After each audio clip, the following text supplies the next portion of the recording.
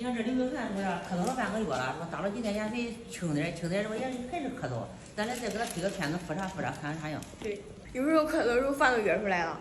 走，拍个片子看看去吧。走，做好了。好了，等半个小时才能拿结果了。他也不听话，穿衣裳穿的少。去年上学去，我说你吃完饭你戴个口罩去，是吧？骑着电瓶车都不戴口罩，你光说他咳嗽，他不咳嗽谁咳嗽啊？我戴口罩呀。你怎么这几天哪戴过口罩？我戴过1天。你要走戴1天，多1天了，你看走戴1天。你看换你老婆不听话呢？不听话。跑步的时候我说你在学校里别跑步，你别剧烈的活动。他不行，俺不敢跟老师说。你呢？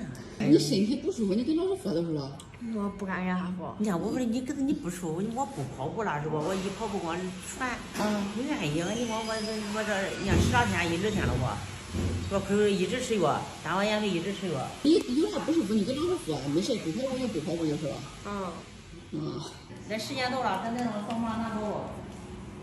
你看你会看吗？咱不会看，就人家能看，你说。我也不会看。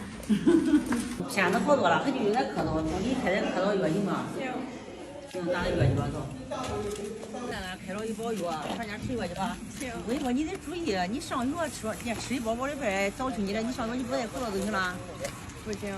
对，你回头别再受了凉，片子上没有啥大事了，后期就要靠自己调理了，知道吧？嗯。行，咱走吧。走，回家吧。回家吧。